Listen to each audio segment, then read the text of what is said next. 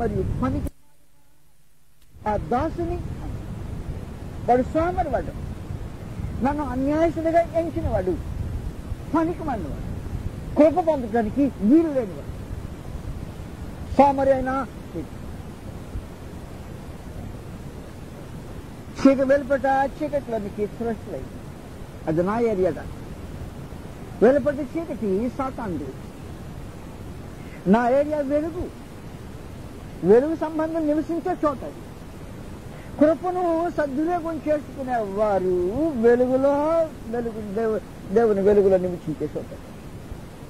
నువ్వు కృపను సద్వినియోగం చేసుకోకపోతే, నీకు వచ్చి ఇచ్చిన తలంత వాడకపోతే, నీ స్థలం ఉంది బయట వెలుపటి చీకట్లో